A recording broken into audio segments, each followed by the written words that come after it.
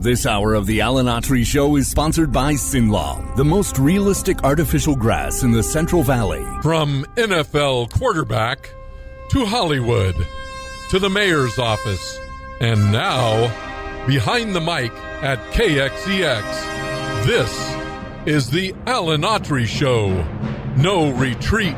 And so, my fellow Americans, ask not what your country can do for you. Ask what you can do for your country. Mr. Gorbachev, tear down this wall.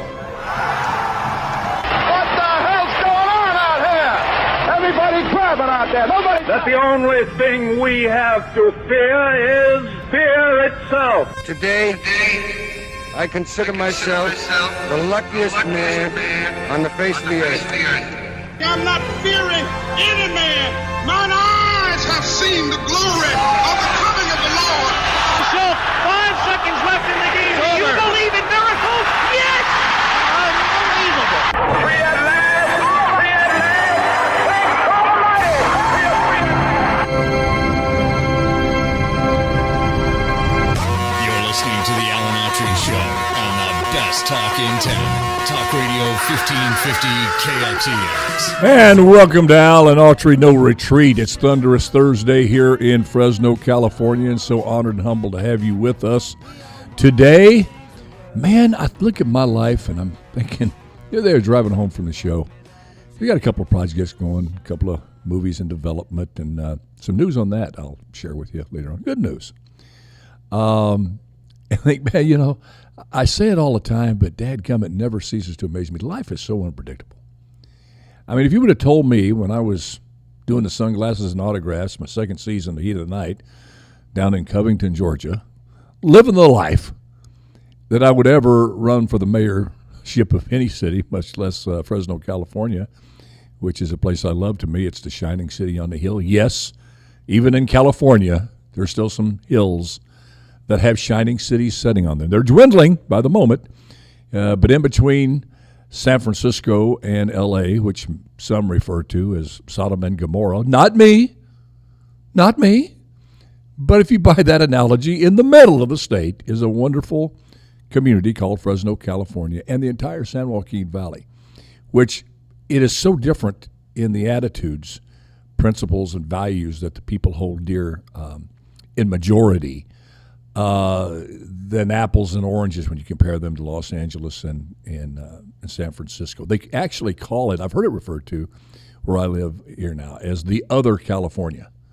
And most people they come to L.A., they go to, or California, they go to L.A., go to Disneyland, go to San Francisco, go see what used to be one of the most beautiful cities in the world. It takes, a half hour to get down to Fisherman's Wharf if you in a hotel 2 blocks away, because you got to sidestep all the human crap on the sidewalk. I mean, it's like it takes hour and a half there, unless you like to get, crap on your sandals and accidentally step into a hypodermic needle. Next thing you know, you're in. Anyway, you get my point. It's gone down there. But Fresno, I just love Fresno, and I pinch myself coming in here today because I'm just having despite all the stuff going on in the world, the difficult stuff we talk about on this show sometimes, it's still one of the best periods in terms of, what I do that I've ever had. I played professional football. I've been the mayor city of Fresno. I've lived, I'm in the middle of my 14th, 15th dream. I never thought I'd really achieve one of them. And outside of, my marriage and my birth of my children and, all of the other stuff that you don't compare with career stuff and what you're doing, outside of those things, it's the most fulfilling. That's the word I was looking for. It's not always fun talking about the stuff we talk about, and that includes today, but the feeling that you're doing something worthwhile. And I happen to believe the movie business, as I've said many times, people put that down. Oh, you're just an actor, you're just doing movies, this and that, and you're not curing cancer. Yeah, but you can make people forget they got cancer for an hour, and there's a little bit to that. If you're in a business that can do that, can sweep people away for a while into a story and all that. And I think you can bring purpose and value to just about everything that you're doing. And certain thing that you do, you have a certain responsibility. I have a responsibility in my little 1 hour show here. And our audience is growing, but in the whole scheme of things, it's minor in terms of the number of viewers. I cherish every single one of you that tune in. I don't really concern myself with the number. If God's going to grow that, He's going to grow it. But I feel, or not, but I feel a deep sense of responsibility to fulfill the promise I made to you for my very first show. Kind of the promise I made when I was running for mayor. I said, look, I'm not a politician. I'm not going to get up here and promise you things that I can't deliver.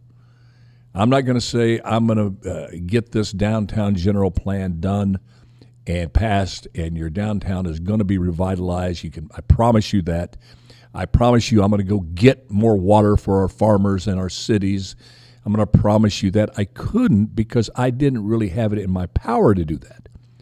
Because to get a general plan done downtown, you have to get a council majority.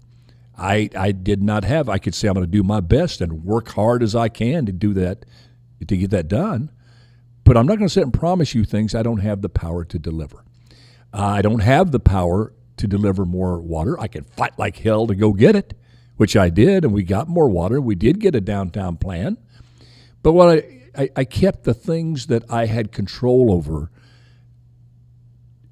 in the compartment of promises. I didn't step out of that because you know what? Because I hate when people do that. I hate when politicians do that. And don't you just really bug you when you're with even maybe good friends and they're sitting promising you something and you're thinking to yourself, now, John or Sue or whatever, you know you don't have the ability to do that. You want to borrow a little money and you promise me you're going to pay it back in 90 days? Well, you might still be unemployed. You don't make that promise. Just say you're going to try as hard as you can. I'll still probably loan you the money, but just don't make promises and just be truthful. And I've tried to do that. And it's tough to build a loyal, huge following doing that. We're in an era where you got to pick a side. It's a 50-50 country right now in terms of conservatives and liberals, the statistics say. And the presidential elections have kind of borne that out. And even local elections here in Fresno have borne that out. Very close elections. Fresno used to be a really staunch conservative community, and it's blended now. But you can spew all the rhetoric you want from a far left position, never admit when you're wrong, even when you're presented with irrefutable evidence that the position that you took 2 weeks ago is untrue, not real, not factual. You don't admit it, you still stand by it, and you still spew the same left-wing woke rhetoric. You're going to get people tuning in. Lots of people tuning in. The whole thing is never admit when you're wrong, because if you admit you're wrong, it's weakness. And you're going to lose followers. Why? Because we depend on a lot of dumb followers that think we're flawless. That's in their mind. And if we admit that we're wrong, they're going to see that as weakness and go to the other side. And that's true on the right as well. If you say, look, my goal is to bring you the truth, and I'm going to take stances and I'm going to take positions when I feel it's appropriate to do so, but presented with clear evidence that I'm wrong in my assumption, I hope I have the courage to say, you know what, based on that, I'm changing my mind on that. Now, to do that, you don't want to be doing that a lot. Therefore, make sure you do a lot of homework and study and research and soul searching before you even take a position. Before you even lay it out there going, this is what I believe happened. This is what I believe in. This is what I think is going to happen if we continue to do this and that and yada, yada, yada. You have what I call flexible politics but unshakable principles. That's why how I try to live my life. And it's what I promised you on the show. And there's not really a constituency that's ready to pat you on the back for that. I mean, you can have these left-wing talk show hosts that go on CNN and just come in, Joe Scarborough, MSNBC, run down, the Russia hoax, this and that, Russia. Trump was in cahoots, this and that. It doesn't matter that they do 3 investigations. And as flawed as that man is, Donald Trump, one of the things he clearly did not do was collude with the Russians. You can't find any other conclusion. I mean, who else do you go to? Robert Mueller spent over 2.5-3 years with all of the resources of the federal government and other countries to prove that Trump colluded with the Russians. Came back, no, he didn't. Did you hear people on the left say, you know what, we got that one wrong? We still think he's a racist based on this, and this. We still think he's bad for America based on this. We think he's still going to start World War III because he's going to alienate all of our allies and yada, yada, yada. But we got it wrong on that one. If they would do that, the media would do that, there would be a little bit, just a little bit less anxiety in the world today. Now, I know the media, they don't like to hear the term fake news. And I know that the media, I'm not saying you get to where you're going to blindly trust the media. Back in the day, Walter Cronkite, some of you oldsters like me remember Walter Cronkite, Huntley and Brinkley. Now, there was a trust factor in the media back then, although not in totality, enough to say, I'm more likely than not what they're reporting is true. Okay? I like to hear 100% truth when you're in the media. That's the ideal. Good, the bad, and the ugly. Don't get political media. Just give me the facts, as Joe Friday would say. Just the facts, ma'am. Just the facts, mister. Let me make up my own mind about things. That's what the media is supposed to do. Then you have an editorial page. If you want to go further than that, then you got your opinion section that you have writers on staff or you have people in front of the camera giving you their opinion. But back in the day, in fact, give you an example. When Richard Nixon decided to resign due to Watergate, the deciding factor was not John Dean, some other folks that kind of fessed up that Nixon, or even the tapes. He said, Walter Cronkite came out and said the president should resign. And Richard Nixon uttered those famous words, "If I've lost Walter Cronkite, I've lost America." And he stepped aside. He resigned. I don't think you're going to find a politician doing that. Well, if I've lost CNN, I've lost the country. If I've lost MSNBC, I've lost the country, so I might as well resign. If I've lost Sean Hannity, Fox News, if I've lost Tucker Carlson, I might as well pack it in. Now, these politicians will run to those outlets, depending on what political persuasion they may be, but the media has earned such a deep, deep distrust the American people that it now has surpassed, by some polls, the approval rating of Congress. Now, let's put it in perspective. Herpes has a higher approval rating than Congress. COVID has a higher approval rating than Congress. The media has managed to sink so low that people trust John Fetterman and Adam Schiff more than they do the 6 o'clock news. I mean, absorb that for a while. Take back that. Just soak that in for a little bit. Dadgummit. Man, I yearn for the days. Now I know how my daddy he felt. He'll yearn for the days of yesterday. He'd look at all the the 60s music people to come on the Ed Sullivan Show. And the music was pretty good, pretty snappy. Like Petula Clark. Okay, Petula Clark, I like Petula Clark. But Mick Jagger and the Stones would come on. All he saw was Mick Jagger staring into the camera and long hair. You go, you call that music. Look at that. All this is going all the hell. Look at that. All that music. Beatles came out with long hair. They didn't really have long hair compared to today. But they'd get up there and shake their head. Woo! Yes, you loves you. Yeah, yeah. My dad, oh, look at them guys. I'm going to bed. Excuse me. But there was a trust in the media that was enough to say, you know what? This politician's telling me this. This politician's telling me something completely different.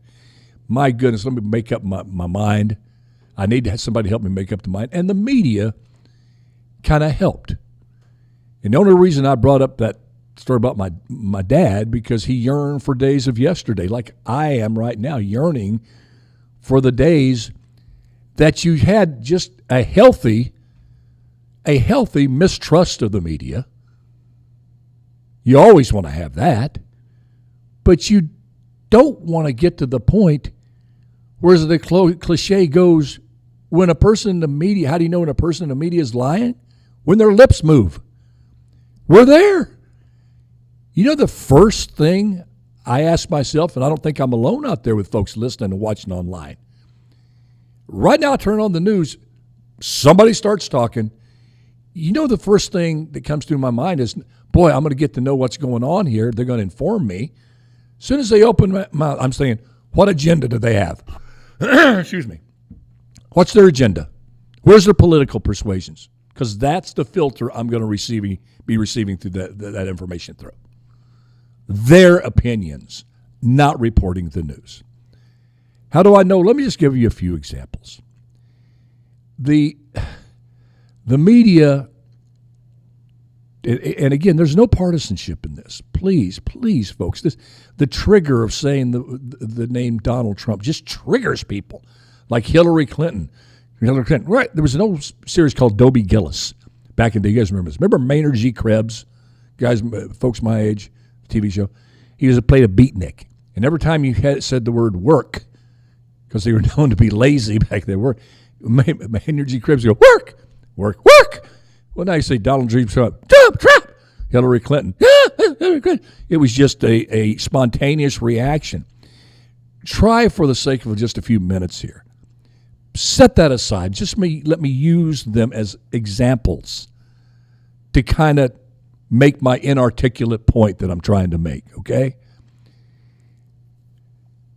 Trump was accused, we find out, by the opposition, the DNC, started there. Adam Schiff had irrefutable evidence. He still hasn't walked back that lie, and the trusted media still hasn't held him accountable for it. That he had absolute proof that Trump colluded with the Russians to fix the election. Hillary Clinton said the same Hillary Clinton who said that Trump stole the election with the help of Vladimir Putin and the Russians. The media picked right up on it, started parroting that over and over and over, to the point where, you repeat something so often, it starts to take on a life of its own, when it didn't deserve any life from the get-go. Well, they found out very early that the source of these accusations was from a thing called the Steele dossier, named after this guy Steele out of England, who bought some information from his sources, which were Russian informants, trusted Russian informants, that had irrefutable proof that Trump colluded with the Russians. And by the way, just to show you how perverted he really is, we have some tapes that show some hookers peeing on him. We got this stuff, and we got it ironclad. Well, you find out, the FBI finds out very early on, so does the DNC, that there is no, quote, P-tapes. And they find out very early on that all of that trusted information came from a drunken bar talk. Two guys drunk in a bar talking to Steele, right? Well, they take that information to what they call a FISA judge. FISA judge to get a FISA warrant. I mean, this information is so accurate. The democracy is at such risk. We need to spy on the campaign and find out what else this guy's doing. Is somebody peeing on him in Venezuela, in Poland, Australia, maybe even in Palestine, Ohio? There's got to be P tapes everywhere. This guy's unfit to be president. Well, the FISA judge bought that the information was adequate enough to issue the order to let the FBI and the Department of Justice to spy on Trump's campaign. Again, flash forward 3.5 years later, the dominoes started falling, special counsel was appointed, and he was exonerated. Did you hear Adam Schiff ever say, sorry, I really lied to you? I really didn't have that information, or at least present what he had.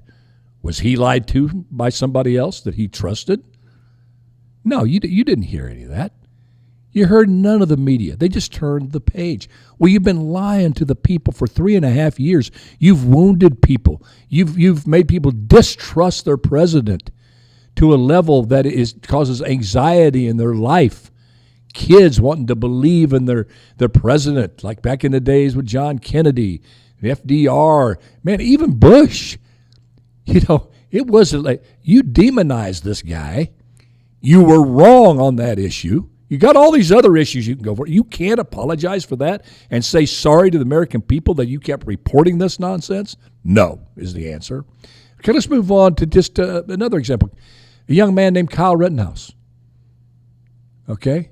Here's a guy who decided he was going to go down and help a family member fight off an armed mob attack. Okay? He went to help innocent people defend themselves against an angry, violent mob. They attacked him. They tried to kill him. He defended himself. What did the media do? Call him a crazed Trump, MAGA, whatever, that deserves the death penalty. He goes to court. The court finds him innocent. Anybody with a brain saw the video. Should he have taken a gun and gone down there? That's a debate whether to have, but he made a choice to defend private property and innocent people being attacked violently. The guy he shot had a gun. He shot it off earlier. Did they apologize and say, you're the first one when a jury verdict goes your way, and they throw the book at a conservative, and you're the first one, and the conservatives say, well, we don't like the outcome of the jury. You're the first one. You don't respect democracy. You don't respect the judicial system. That's what this country is based on, the foundation of having a blind justice system, and it's on display here when they threw the book at that conservative. But when a guy, Kyle Rittenhouse, is exonerated, you say it's a miscarriage of justice. The jury was tainted. There's a murderer now on the street. You ruin this kid's life, and you think your words aren't hitting the brain of deranged people? I got news for you. The guy that went on to the softball field with a list of Republicans to shoot and almost ended Steve Scalise's life, he was a Bernie Sanders supporter. All of this rhetoric that was spewed out probably had an effect on him. Now, you say when the president, Trump, says go peacefully and patriotically make your voices heard, that's enough for you to say that incited violence. But you have all this on the left calling Republicans everything this side of Lucifer, and one of your guys, crazy minds, acts out on that. You don't even address it. That doesn't apply there. Let's take the case of Jesse Smollett.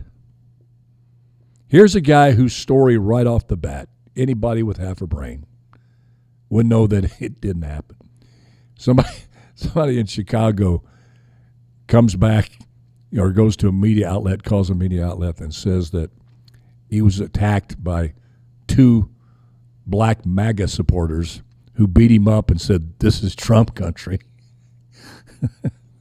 Just, right off the bat, you might want to question that story. But did the media, did CNN, did MSNBC, did all the networks? No, they were like starving dogs in a meat house. They couldn't put that. It fit the narrative perfectly. Man of color, gay, actor, says young MAGA men attacked him. Of course it happened. In Chicago's not really a MAGA stronghold. And it just happened that he was walking that late at night and this and that. And we know the story. It unfolded, and it was a complete, outright fabrication, a lie. Did you really hear the media, CNN, anybody, from Jake Tapper to Laura Coates to any of those guys, to Chris Cuomo, who was still in the scene, to Don Lemon, who was still there, even from one moment say, we might have jumped the gun a little bit on this Jesse Smollett? No. They don't admit when they're wrong. And I'm trying to draw a distinction between me and them. I don't think I'm higher minded than anybody. God loves them as much as he loves me. But I try to admit when I'm wrong. If I report something and I find out that it's wrong, I'm going to tell you flat out, look in this camera, speak over these radio waves, and own up to it. But then you have the case of Nicholas Sandmann. How this was a new low because they edited this video to make it look like this smug young son of a rich family with a MAGA hat had walked up to the Indian chanting with the drum and stared in his face and smirked while he was doing this. Everybody reported. Everybody weighed in on that. CNN, look at this smug, smirky, racist MAGA maggot. Look at this young. That's why he's young. You got to come down on these young. Make sure he is kicked out of school, that he doesn't ever get a job any place because he's a racist. And look what he did to that poor old Indian who suffered so much. Then you find out that the Indian protester had targeted Nicholas Sandmann, who was just simply sitting there, a shy guy, not an outgoing kid. From what we understand, that's just his nature. Walked over to the kid, got in Nicholas Sandmann's face, and proceeded to pound a drum in his face, chant in his face, spit flying everywhere. And to Nicholas Sandmann's credit, he didn't do anything. He had every right to shove that guy out of his face. I'll tell you one thing, you get in my face beating a drum, I'm going to think the next thing you're beating on is my head with that thing you're beating the drum with. And I'm going to get you out of my space. And I would suggest anybody else do that. You let somebody get into your space, bad things happen. Keep them at a distance. Now, Nicholas Sandmann, to his credit, he sued him and he won. Okay? Which brings me to the latest. Hamas and Israelis, the Israel's attack and heartless, cruel, purposeful bombing of a hospital, in which 500 innocent people were killed. And it is a tragedy. They don't know quite the number yet, still counting. They think it may be less than 500, but if it's one, it's a tragedy.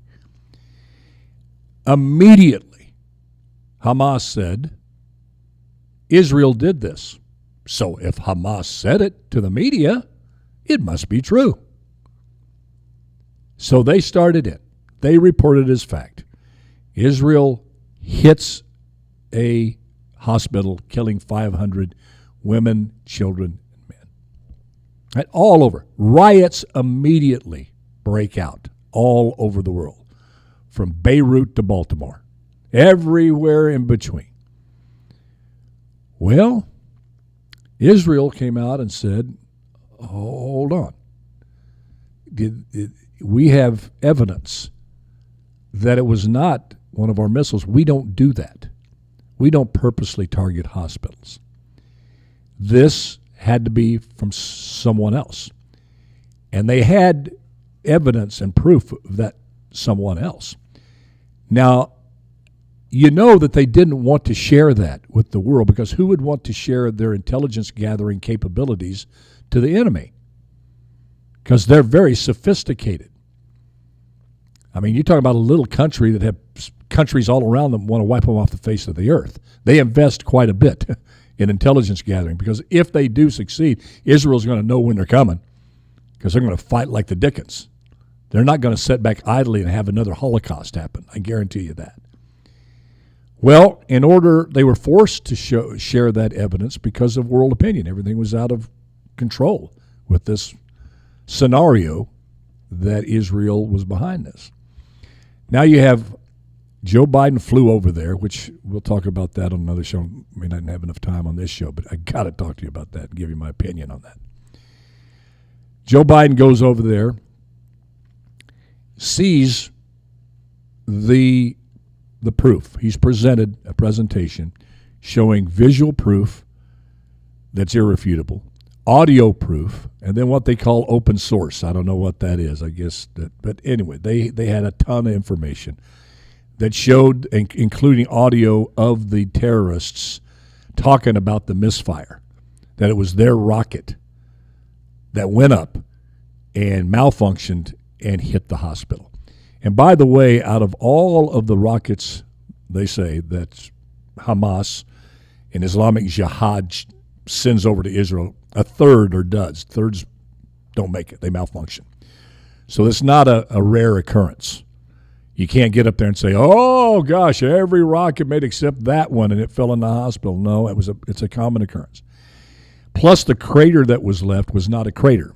Israeli missiles leave a very recognizable aftermath when it hits something. It's a deep crater. This did not have that. It was a more unsophisticated missile that landed there. But we're going to take a quick break. I've got a little windy on that. But when we come back,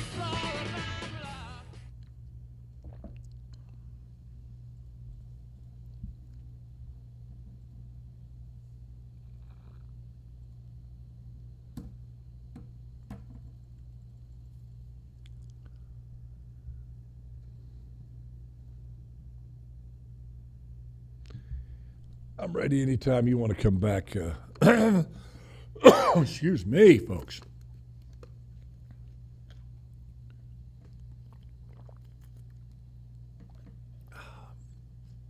And how do we get some level of trust back in the media? I don't know, folks. I don't know. There's a lot that I don't know, obviously. But I know not to address it, to not continue to point it out, is not something that's an option. We have to do that in hopes that someday we'll get honorable people heading up these networks that love America as much as they love a dollar.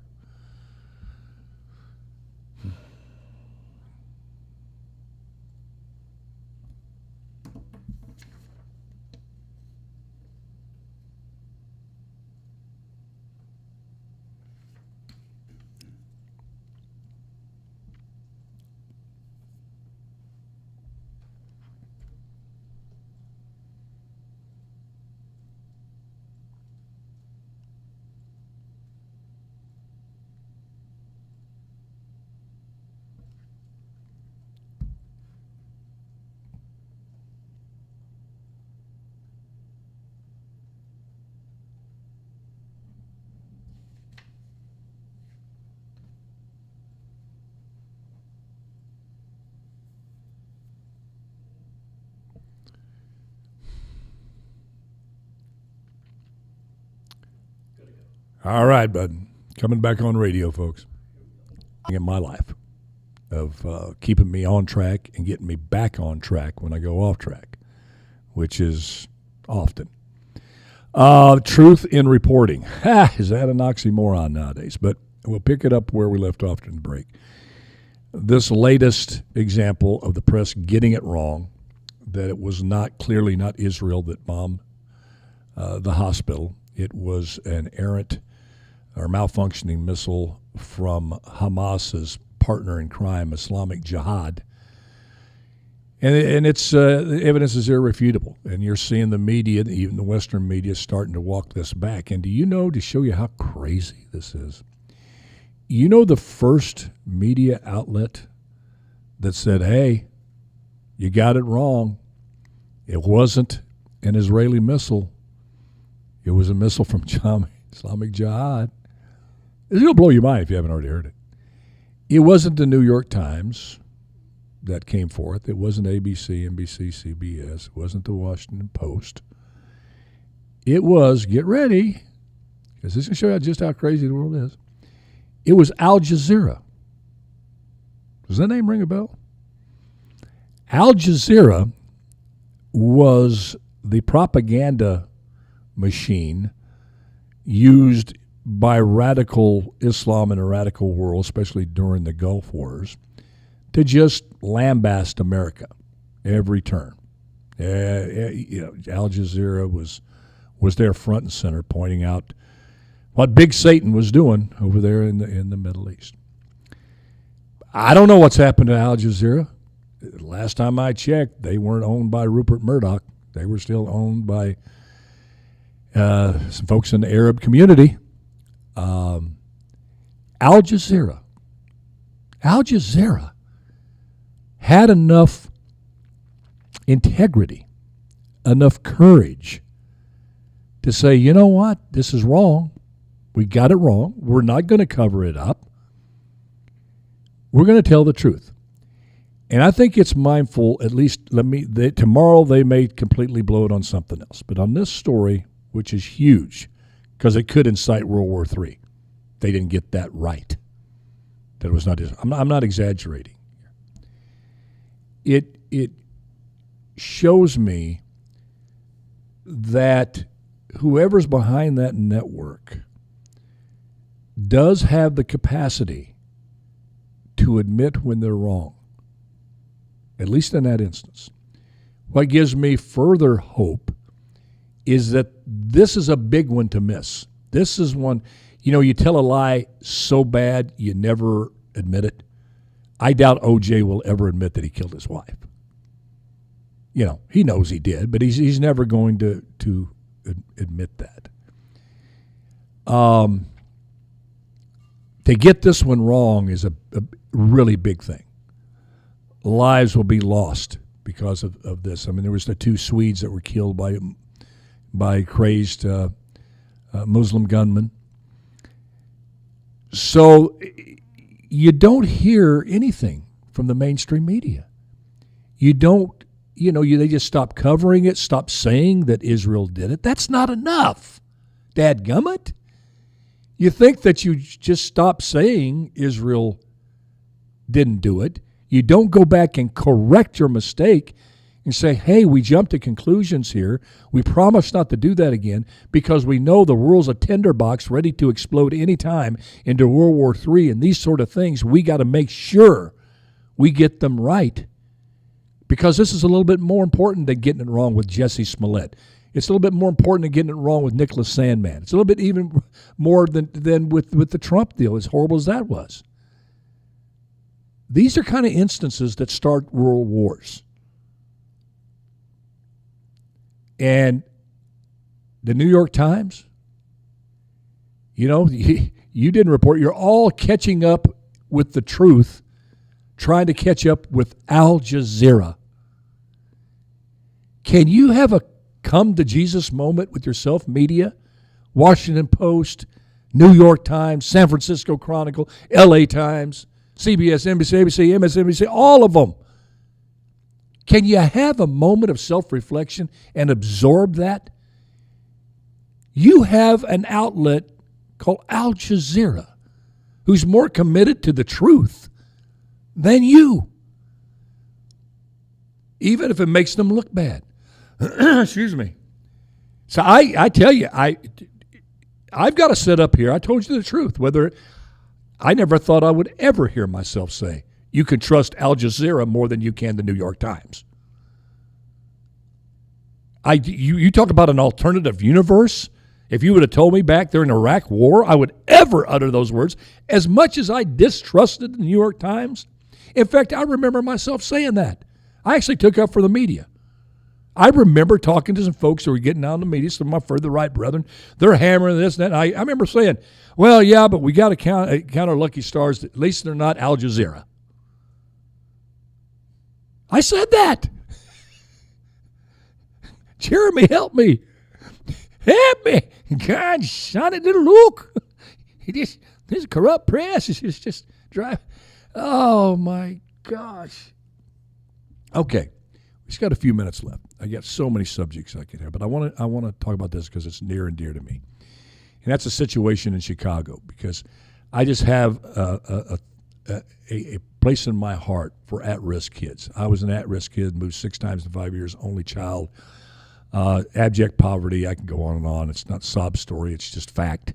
I was, in terms of conditions, factors I was dealing with, I would be labeled at risk.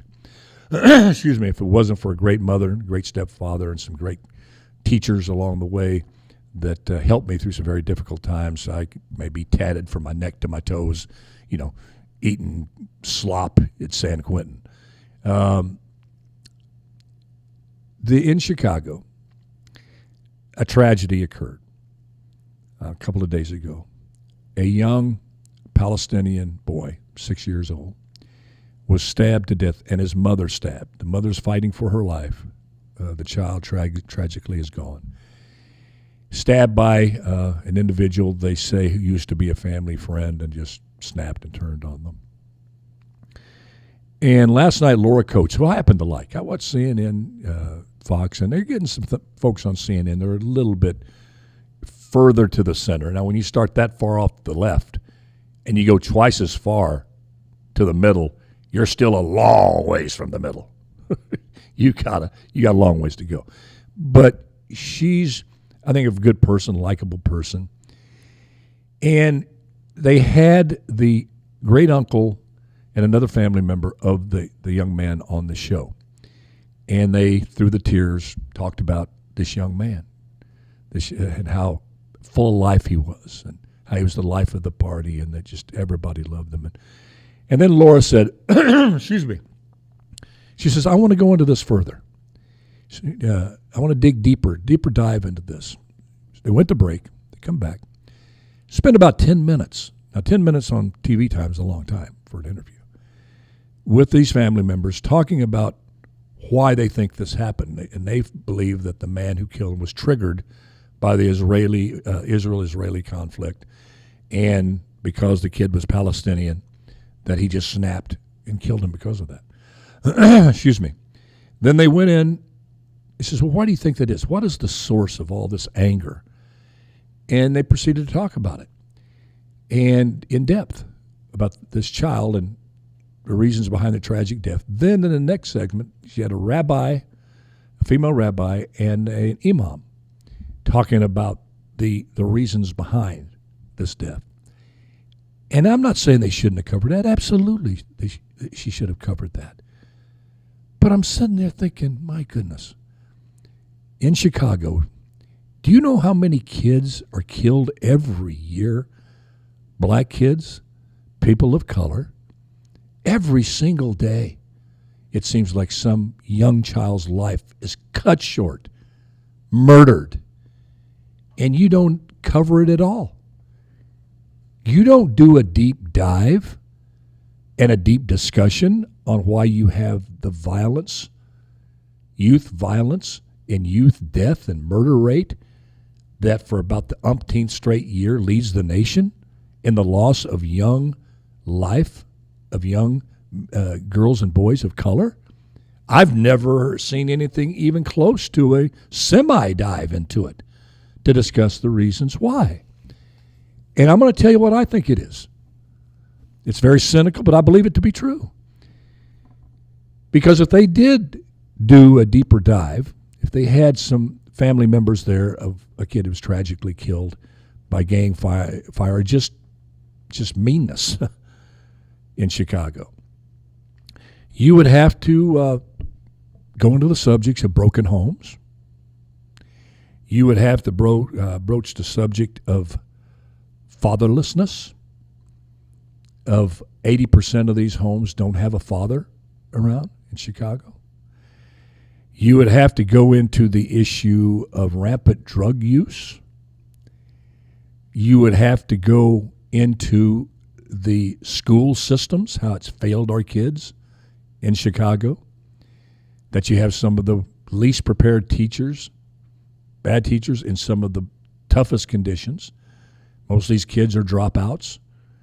You'd have to go into the subject of what welfare has done to rip hope out of young people because they want a chance at the American dream like everybody else, and the only way to do that is push drugs and illegally take what they want.